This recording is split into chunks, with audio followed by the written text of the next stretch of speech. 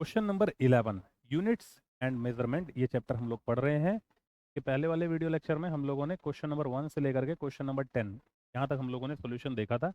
अभी question number 11 मैं solve करने चल रहा हूँ। क्या कह रहे हैं, the density of a cube is measured by measuring its mass. चलो भैया, डेंसिटी मेजर कर रहे हैं क्यूब की, क्या मेजर कर रहे हैं, mass and length of its sides. If the maximum error in the measurement of mass and length are, mass में इतना है, लेंथ में इतना परसेंट एरर है respectively, the maximum error in the measurement of density would be, density में कितना percent की error होगी ये हमसे पूछ रहे हैं। देखो, अब डेंसिटी इज इक्वल टू, हम लोग अगर देखें तो करना क्या पड़ेगा बेटा, density is equal to mass upon volume करना पड़ेगा। क्लियर है, मास अपॉन वॉल्यूम। अब वॉल्यूम, वॉल्यूम के लिए क्या किया जाए, देखो वॉल्यूम के लिए जो क्यूब है उसकी एज, उसकी साइड, उसकी लेंथ हमको गिवन है। तो क्यूब की एल बी एच तीनों चीजें सेम होती हैं। अगर हमको उसका वॉल्यूम निकालना है तो एल क्यूब कर देना है, तो यहाँ पर मैंने कर दिया एल क्यूब। तो ये फॉर्मूला हमारे पास आ गया, देखो एम अपॉन एल क्यूब। अब जैसे ये फॉर्मूला आ गया, इसके पहले वाले वीडियो में भी ये बात हम लोगों ने समझी थी। अब चाहे आप जो कन्वेंशनल तरीका है वो करते चलो, नहीं तो परसेंटेज एरर देख लो, पावर देख लो, मल्टीप्लाई करो, जोड़ो, काम खत्म। जैसे मास की पावर 1 है, इसमें कितना परसेंट एरर है, मास में 3% की एरर है। पावर 1 है, 1 इंटू 3 कर दो, आ गया 3%। प्लस अगर हम लोग लेंथ देखें, इसमें कितनी परसेंट एरर है, लेंथ में 2% की एरर है, और इसकी पावर है 3, 3 इंटू 2 हो गया 6% और ऐड कर दो। अब इन दोनों को अगर देखा जाए तो 6% और 3% आया कितना बेटा, 9% की एरर आ रही है। क्लियर है, क्वेश्चन नंबर 11 9% की एरर आ रही है। क्वेश्चन नंबर 12 हम लोग सॉल्व करने चल रहे हैं। क्या कह रहे हैं भाई क्वेश्चन नंबर 12 में, percentage errors in the measurement of mass and speed are 2% and 3% respectively. कितना कितना बेटा, 2% 3%। The error in the estimate of kinetic energy obtained by measuring mass and speed will be. तो काइनेटिक एनर्जी का formula क्या होता है, kinetic energy का formula होता है 1/2 mv²। अब यहाँ से अगर हम लोग देखें तो मास की पावर 1 है और इसमें परसेंटेज एरर कितना बेटा, 2%। तो percentage error into power, power यहाँ पर 1 है तो ये आ गया 2%। क्लियर है, प्लस स्पीड में कितना परसेंट एरर है, स्पीड में 3% की एरर है, पावर है 2, तो 3 इंटू 2 करोगे तो कितना आएगा, 6। तो 6% यहाँ से आ गया, दोनों को ऐड करेंगे तो कितना आ गया बेटा, 8%। तो काइनेटिक एनर्जी में 8% की ये एरर हो सकती है, काइनेटिक एनर्जी में 8% की एरर हो सकती है। Question number 12। अब चलते हैं क्वेश्चन नंबर 13 पर, इसको मैं इरेज कर रहा हूँ। Question number 13, a certain body weighs 22.42 gram, चलो ये इसका मास है, and has a measured value of 4.7 CC, कितना क्यूबिक सेंटीमीटर का वॉल्यूम है।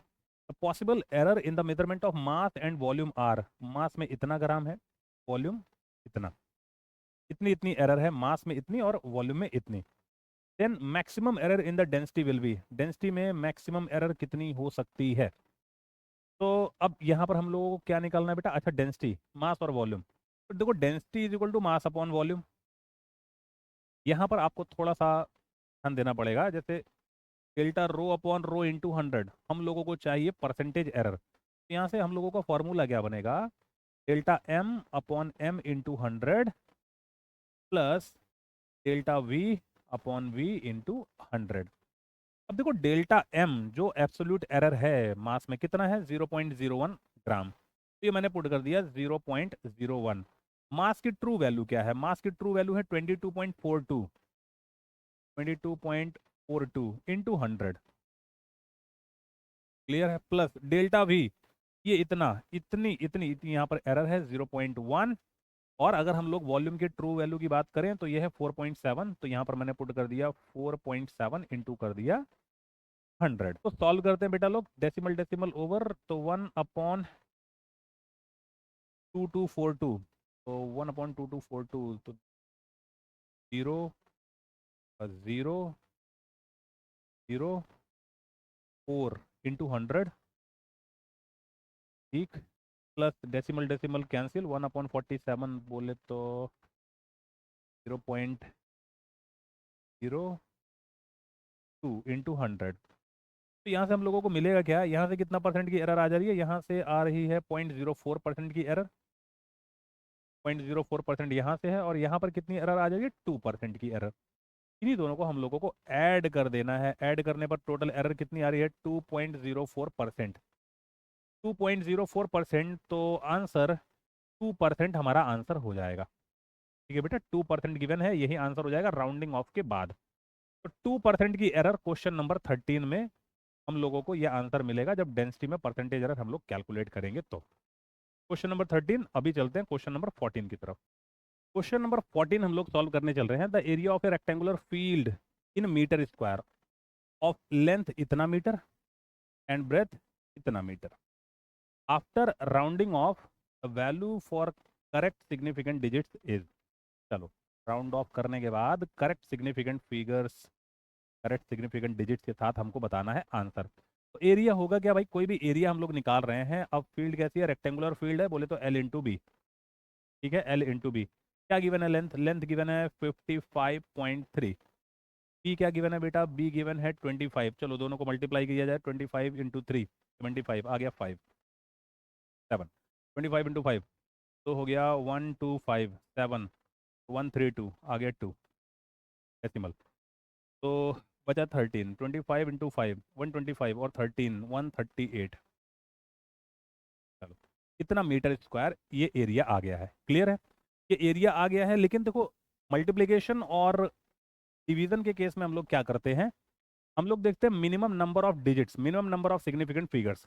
अब अगर यहाँ देखा जाए तो यहाँ पर कितनी सिग्निफिकेंट डिजिट्स हैं बेटा? यहाँ पर है सिग्निफिकेंट डिजिट्स 3 और यहाँ पर कितनी है 2। तो हमारे आंसर में भी सिर्फ 2 सिग्निफिकेंट डिजिट्स होनी चाहिए। आंसर में भी सिर्फ 2 सिग्निफिकेंट डिजिट्स होनी चाहिए। तो हम लोग करेंगे क्या?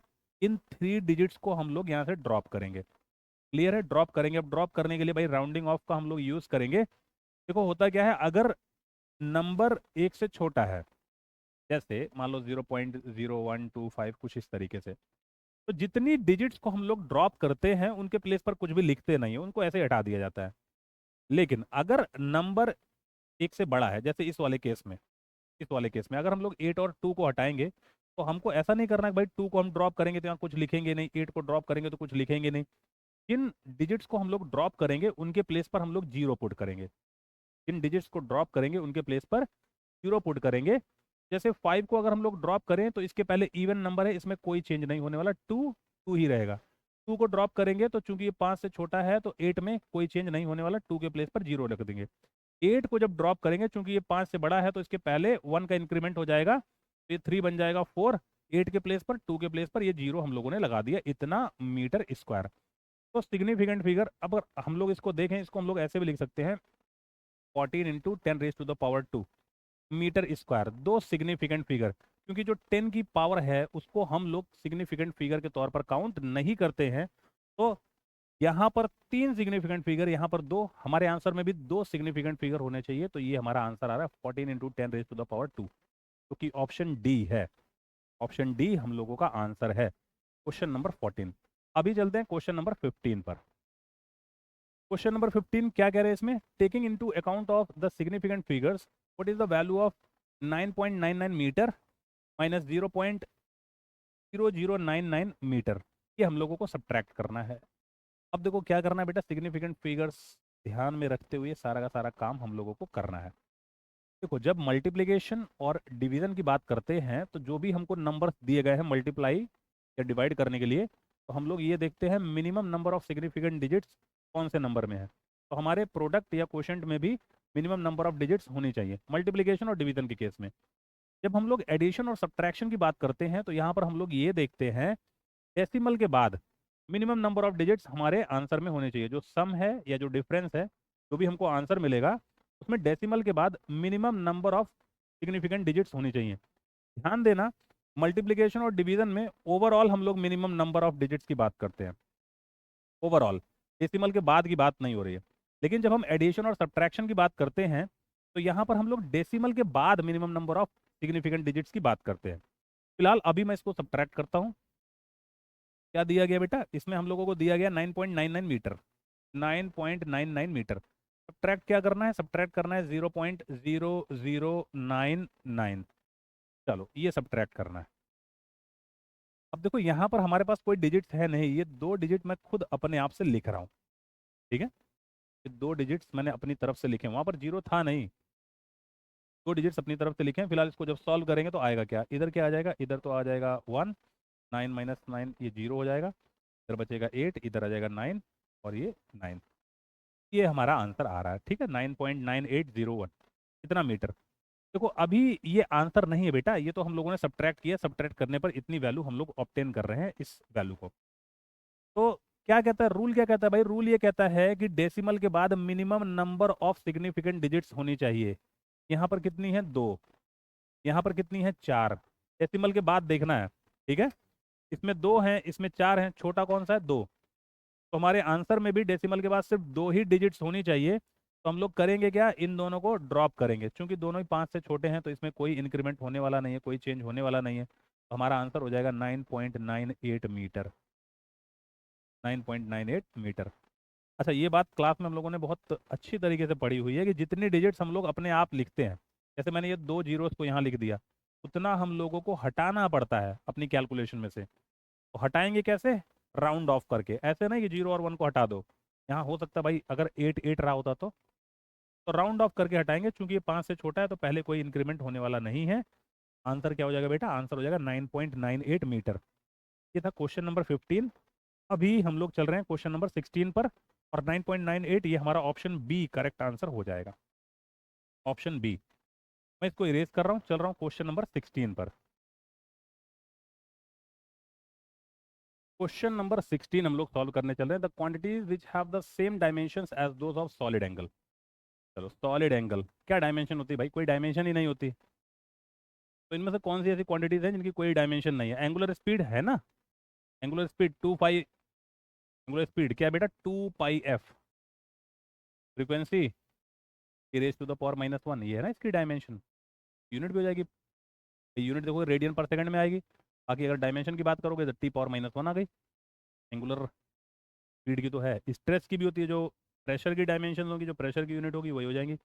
स्ट्रेन एंड आर्क, देखो स्ट्रेन की तो कोई यूनिट नहीं है, ठीक है।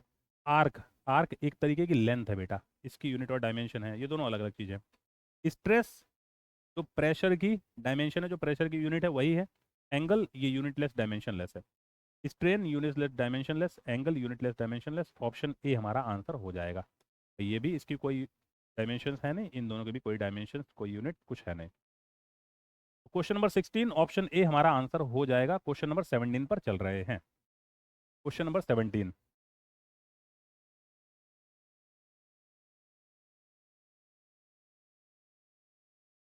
देखो question number 17, the dimensions m l t⁻⁻2 a⁻² belong to the, ये चार हम लोगों को फिजिकल क्वांटिटीज गिवन है। अब आपका काम क्या है, आप इन सबको याद कर लेना। देखो नहीं याद करोगे, कैलकुलेशन करके तो निकालोगे है ही, ठीक है, कैलकुलेशन करके निकालोगे तो है ही, लेकिन कैलकुलेशन करने में आपका टाइम चला जाएगा। तो कुछ वैल्यूज, कुछ फिजिकल क्वांटिटीज हैं, जैसे इलेक्ट्रिक फील्ड की डायमेंशंस देख लो, मैग्नेटिक फील्ड की डायमेंशंस देख लो, परमिटिविटी की डायमेंशंस देख लो, परमिएबिलिटी की डायमेंशंस देख लो, बोल्ट्जमैन कांस्टेंट की डायमेंशंस देख लो, प्लैंक्स कांस्टेंट की डायमेंशन देख लो, capital G universal gravitational constant इसकी डायमेंशंस देख लो। ये कुछ फिजिकल क्वांटिटीज हैं, ठीक है। पोटेंशियल की डायमेंशन देख लो, रेजिस्टेंस की डायमेंशन देख लो, ये सब देख करके रखो डायमेंशन, इन सब की आपको बहुत जरूरत पड़ने वाली है बेटा। यूनिवर्सल गैस कांस्टेंट ये रेजिस्टेंस है, ये रेजिस्टेंस है, ये यूनिवर्सल गैस कांस्टेंट है, इसकी डायमेंशन याद करके रखो। कोफिशिएंट ऑफ विस्कोसिटी ईटा की डायमेंशन याद करके रखो। तो इतनी डायमेंशंस तो याद करके रखो बेटा लोग, ठीक है। ये जो बेसिक में आपका टाइम बहुत जाएगा, इतनी डायमेंशंस को तो याद करके रखो। अब जैसे देखो यहाँ पर क्या दिया हुआ है, यहाँ पर दिया हुआ है m l t⁻², और a⁻²। तो ये तो देखो फोर्स दिया हुआ है, तो फोर्स दिया हुआ है, और ये क्या है, एम्पियर होती है करंट की यूनिट पर एम्पियर स्क्वायर। फोर्स पर एम्पियर स्क्वायर, फोर्स पर एम्पियर स्क्वायर किसकी यूनिट है, फोर्स पर ampere, magnetic permeability, magnetic permeability, हम खत्म, मैग्नेटिक परमिएबिलिटी। अब मैग्नेटिक फ्लक्स वेबर होता है, वेबर के केस में देख लेना, वेबर के केस में क्या करते हो, जूल पर एम्पियर कर देते हो, जूल पर एम्पियर कर देते हो, ठीक है। सेल्फ इंडक्टेंस के केस में क्या करते हो, वेबर पर एम्पियर कर देते हो, वेबर पर एम्पियर कर देते हो। इलेक्ट्रिक परमिटिविटी, परमिटिविटी के केस में क्या करते हो, कूलॉम स्क्वायर पर न्यूटन पर पर मीटर स्क्वायर कर देते हो। ठीक है, तो यूनिट्स और डायमेंशंस को याद करके रखो। मैग्नेटिक परमिएबिलिटी, ये इसका आंसर है। फिलहाल ये चीज़ें आप याद कर लेना। यूनिवर्सल ग्रेविटेशन कांस्टेंट की unit dimension, Planck's constant unit dimension, energy, ये इलेक्ट्रिक फील्ड है बेटा, एनर्जी नहीं, electric field unit dimension, magnetic field, permittivity of free space, permeability of free space, ये बोल्ट्जमैन कांस्टेंट, ये electric potential, resistance, universal gas constant, coefficient of viscosity. कम से कम इतनी वैल्यूज आप लोग याद रखो, यूनिट्स और डायमेंशन। चलो, ये क्वेश्चन नंबर 17 था। अब यूनिट्स और डायमेंशंस ये याद करना आपका काम है, इसको याद कर लेना। क्वेश्चन नंबर 18 पर चल रहे हैं। क्वेश्चन नंबर 18 क्या करे भाई? क्वेश्चन नंबर 18 में plane angle and solid angle have, अभी तो एक क्वेश्चन आया था, प्लेन एंगल सॉलिड एंगल, इनकी कोई यूनिट और डायमेंशन नहीं है बेटा, कोई यूनिट और डायमेंशन नहीं है, यूनिटलेस डायमेंशनलेस, यूनिटलेस डायमेंशनलेस, कोई यूनिट नहीं, कोई डायमेंशन नहीं। क्वेश्चन नंबर 19 पर चलते हैं। क्वेश्चन नंबर 19,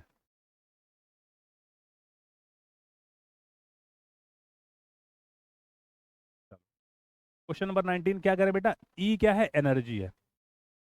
ई है एनर्जी, जी क्या है? Gravitational constant. ठीक है, यूनिवर्सल ग्रेविटेशनल कांस्टेंट। हमको बताना है ई अपॉन जी, ई अपॉन जी क्या है? अब देखो, मैंने अभी क्या बोला, मैंने अभी आपको कुछ वैल्यूज दी, उसमें मैंने बोला यूनिवर्सल ग्रेविटेशनल कांस्टेंट, उसकी डायमेंशन याद रखना। ठीक है, अब जैसे एनर्जी है, एनर्जी के केस में क्या हो जाएगा? लो भैया, ये एनर्जी की डायमेंशन हो जाएंगी। यूनिवर्सल ग्रेविटेशनल कांस्टेंट के केस में क्या हो जाएगा? ये यूनिवर्सल ग्रेविटेशनल कांस्टेंट की डायमेंशन हो जाएंगी। अब यहाँ पर अगर देखा जाए तो T raise to the power -2, T raise to the power -2, ये तो कैंसिल ही है। L raise to the power 3 है, ये ऊपर जाएगा, -3 हो जाएगा, +2 -3 तो एल पावर -1 आ जाएगा। एम -1 है, ये ऊपर जाएगा तो प्लस हो जाएगा, तो +1 M square L raise to the power -1 T raise to the power 0। ये देखो, ये डायमेंशन हो जाएंगे। इसके अकॉर्डिंग ऑप्शंस क्या हो जाएंगे भाई? इसके अकॉर्डिंग हमारा ऑप्शन बी करेक्ट आंसर हो जाएगा बेटा। ऑप्शन बी करेक्ट आंसर हो जाएगा। अगर टाइम सेव करना है तो अभी मैंने जितनी डायमेंशंस बताई हैं उनको याद करके रखना। नहीं याद करके रखोगे तो कैलकुलेशन तो आप कर ही लोगे, लेकिन टाइम नहीं सेव कर पाओगे बेटा, टाइम आपका चला जाएगा। नेक्स्ट क्वेश्चन नंबर 20 पर चलते हैं। क्वेश्चन नंबर 20 क्या कह रहे हैं? Dimensions of stress are. देखो, स्ट्रेस की डायमेंशन पूछ रहे हैं। जितने भी मॉडुलस ऑफ इलास्टिसिटी हैं, Young's modulus, bulk modulus, modulus of rigidity, stress, pressure, इन सब की डायमेंशन और यूनिट सेम है बेटा, सब की यूनिट और डायमेंशन सेम है, न्यूटन पर मीटर स्क्वायर। ठीक है, डायमेंशंस की बात करोगे तो M L raise to the power -1 T raise to the power -2, ये डायमेंशंस होती है बेटा। आगे यूनिट होती है न्यूटन पर मीटर स्क्वायर, बोले तो पास्कल, तो M L raise to the power -1 T raise to the power -2, ये ऑप्शन डी हम लोगों का करेक्ट आंसर हो जाएगा। क्लियर है? 10-10 क्वेश्चंस के छोटे छोटे वीडियो मिलेंगे, आप लोग क्वेश्चन सॉल्व करते रहो, प्रैक्टिस करते रहो। मिलते हैं आप लोगों से नेक्स्ट वीडियो में।